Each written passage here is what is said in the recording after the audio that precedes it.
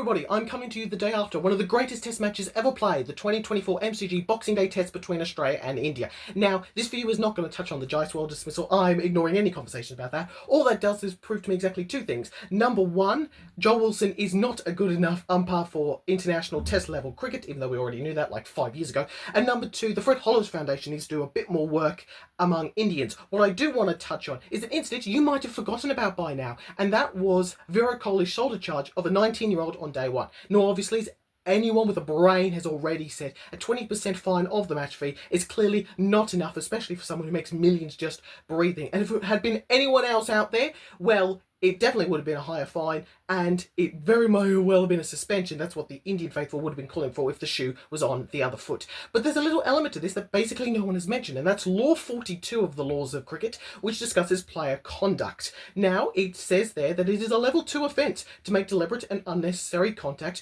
with your opponent, which is clearly what this is. Now, if the ICC want to prove me wrong, that they are not just puppets of the BCCI, something I've long suspected, then they need to stand up and do the right thing, and that's retroactively add this penalty that should have been added by the on-field umpires, and that is a 5-run penalty, moving Australia's first innings total to 479. Now, what's this achieve in the context of the test match? Absolutely nothing, and had it been correctly enforced by the on-field umpires, it certainly would have changed basically anything that happened out on the field during those 5 days. But it does do exactly two things. Number one, it acknowledges objective reality, which I always think is positive, and number two, it would prove that India don't control this game and that we have laws that are enforced, and the ICC can also do that by just ignoring all the drama around the Jaiswal dismissal. You know, when I think about this test match, I'm going to think about many different things. I'm going to think about Sam Konstas. He's going to bat for Australia for the next 15 years. Steve Smith, the best since Bradman, he is certainly back.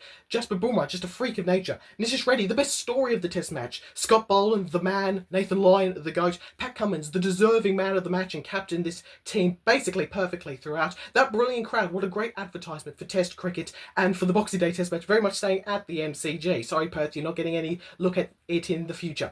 And more than anything else, at least in the heart, the scoreline for me reads an Australian test match victory by 189 runs. This is Lorenzo Moore-Hayes, and that was just an opinion.